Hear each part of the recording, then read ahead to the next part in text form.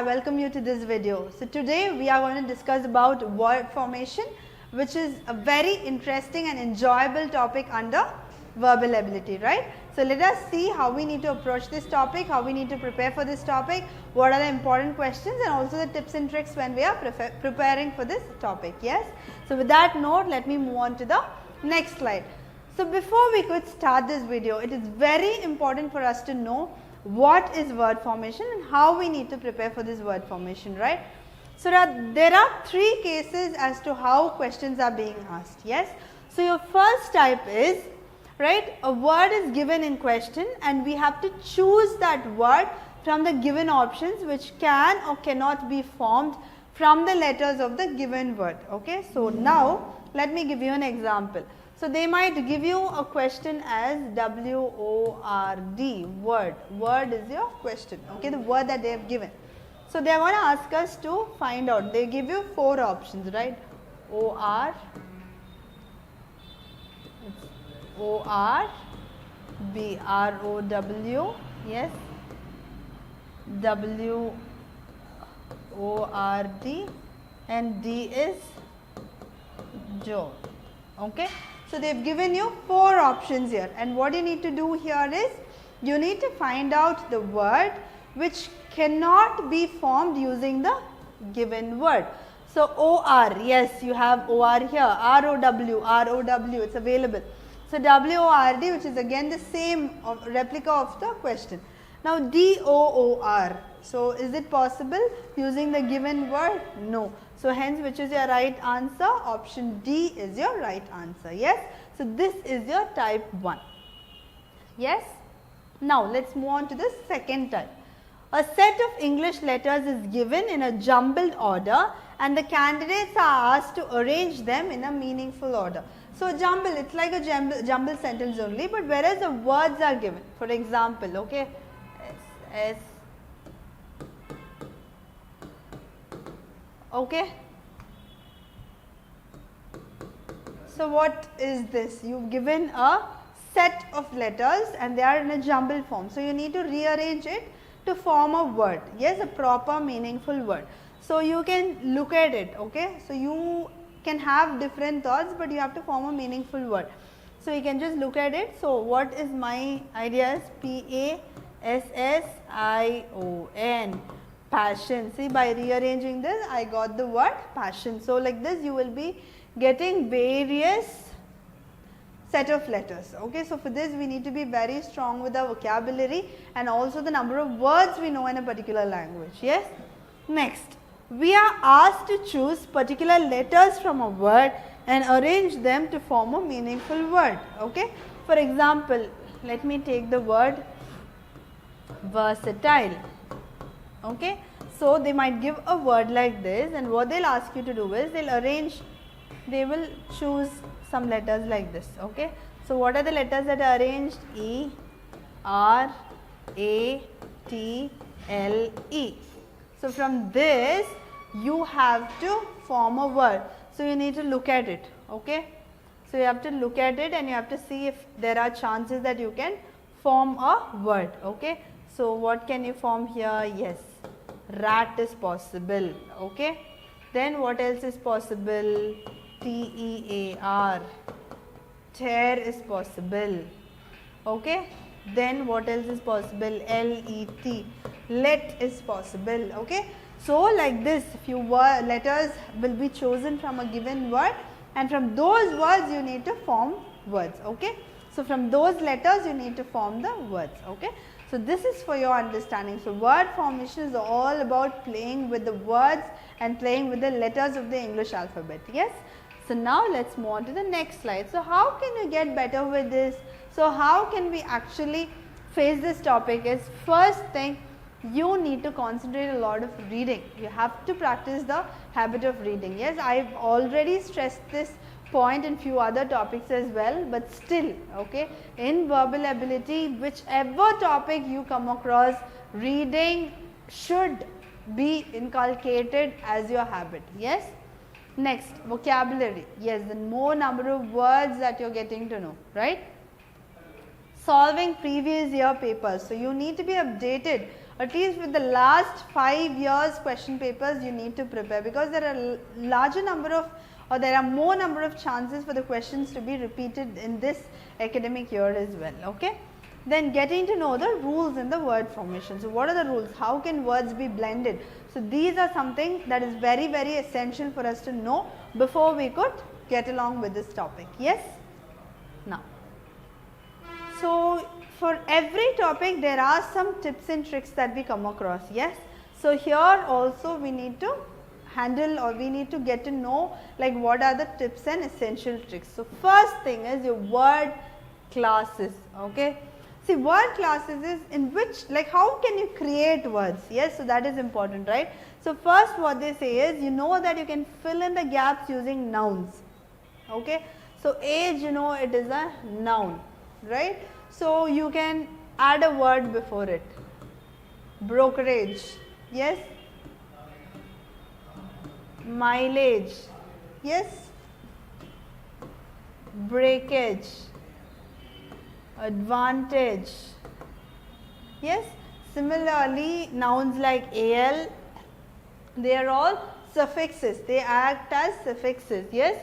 They come at the end of the word, right? So al, anc, okay. Al is, see, we have a word option, it becomes optional, okay. You have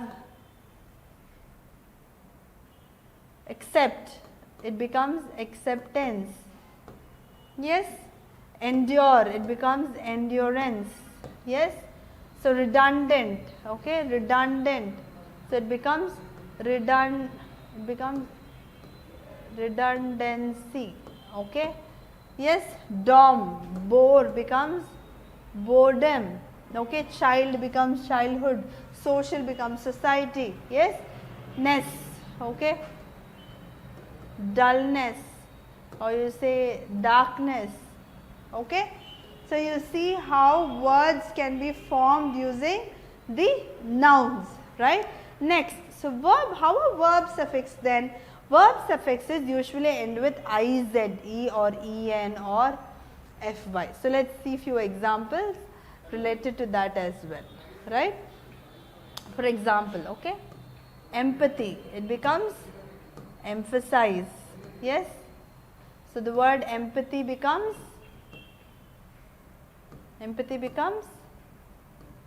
emphasize, yes. Specify, okay. So this is how your verb suffixes are. Next, you can also use adjectives. So you can see the suffixes like al, able, so these are all word suffixes with adjectives, okay. Full, ic, iv, less, ous, see ous, tremendous. So the word becomes, the word tremendous becomes an adjective. It's a tremendous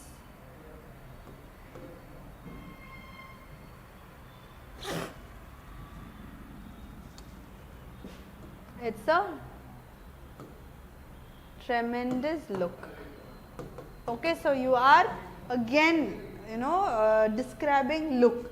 So here tremendous becomes your adjective, yes. Then you can use adverbs usually ending with ly, illy or aally suffix. So these are suffixes, and whenever a word is ending with this, it is mostly an adverb, okay.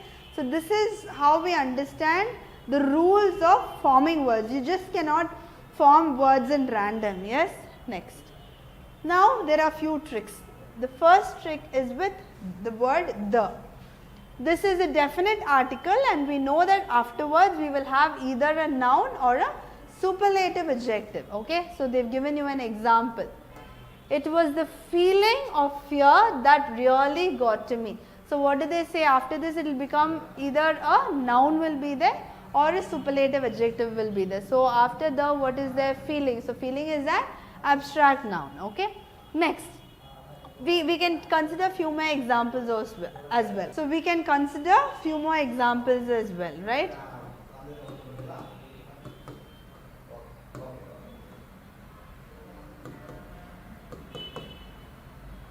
See, it is the darkest hour, okay. So what happens? You are comparing, yes, it is the darkest of everything.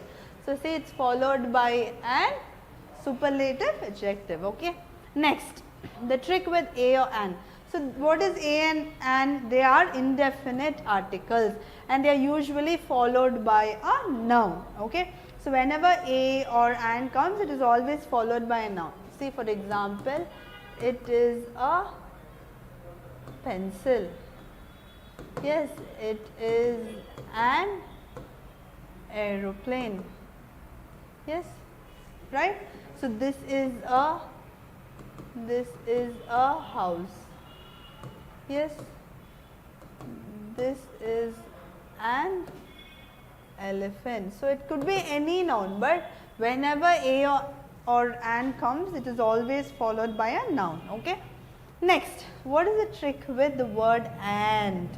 Yes, so when we use and, we almost always use the same word type before and after. See, whenever and comes, the feeling, right, it is throughout, it remains the same. It does not have a contrast. There is no contradiction here. For example, oh, they already have an example here. I was excited and interested by the prospect. So see, you have the word and. So before that, you have the feeling excited, you have interested. So both are in a positive tone only. There is no change with respect to the tones. Yes. Now the trick with or. Just like the trick with and, if we use or, we almost always use the same word type before and after. Or for example, we are usually too busy or uninterested. Okay. So what happens is, so the trick with or. So just like the trick with and, whenever you use the word or, what will happen? The first and the second half of the sentence flow will be a contradiction. Okay. If this is positive, that will be negative. That is positive, this will be negative. Okay. So it will be vice versa. For example, we are usually too busy or, see, you can see the word or. So see how it is changing. We are usually too busy or uninterested. So what is happening? Look at these two words carefully. Too busy and uninterested. So they are opposite of each other. Yes, just because of the word or that has joined both the sentences, right? So this is the trick with or. Next, so what's the trick of the adjective plus noun? So we can take for granted that if we have an adjective, it will be followed by a noun. So if an adjective is there, it will surely be followed by a noun. So it also works the other way around. If you have a gap before a noun, you can be sure that it is an adjective. For example, I have a very advanced level of English. Okay. So what is happening here? So you have the adjective plus the noun that has come together. Okay. Now next, the auxiliary trick. So auxiliary is your to be form of verbs, right?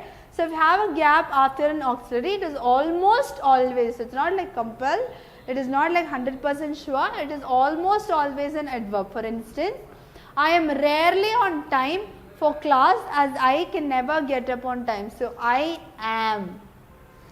Okay. So see, you will have options. Okay. So when we get to know these tricks, for you to choose the options will become very, very easy. Okay. That is why we are actually looking at the tricks over here. So when I am, your auxiliary is there, it is followed by an adverb, right? Next, the possessive S trick. So after a genitive or possessive case, we always have a noun. So the noun can be singular or plural. For example, see, it was my teacher's intention to correct the exams immediately. Okay. So you can see that it's after the genitive or possessive case that we always use a noun. See. Okay. So it was my teacher's intention. Now the very or really trick. An adjective always follows a very or really. If it is like, if you have the word very or really, you can think that okay, it will be followed by an adjective. Okay. Next. So there is a lot of trick also. So noun almost always follows a lot of or a quantifier. Okay. So whenever you look at a lot of, then you have to be sure that a noun will be coming. Then the so trick, an adjective will always follow so. Okay. It is so quiet. Okay. So you can see that an adjective is following the so. The possessive adjective. So noun will follow my, your, his, her, their, are. Okay. So you can see that an adjective will always have a, I repeat, for a possessive adjective like my, your, his, her, a noun will be followed. Then the inversion trick. So whenever you have a gap, okay, at the beginning of a sentence, you can see that it will mostly be an adverb. Okay. So that is all about these tricks. Now the next one. So coming to our weightage. So what is actually the weightage of this topic? If you see, for banking exams like SSC clerk, IBPS, IBPS PO and other competitive exams like CAT, these questions are being asked from this topic. Okay. Next, so what can students expect is, students can expect around 4 to 5 questions from this topic, and you definitely know that these are not very complex, yes, like synonyms or antonyms, these topics are not very complex. So this only requires your understanding and your logical thinking, right? So with that you will be able to solve a lot of questions here, yes. So I hope like so far you are clear with whatever we have discussed, yes. So these are the very simple rules and simple tricks that are essential before we could prepare for our word formation topic, yes. And in continuation to this, we have the second and third video that is lined up, which we will be discussing more elaborately on the topic word formation, yes. So thank you so much for watching this video.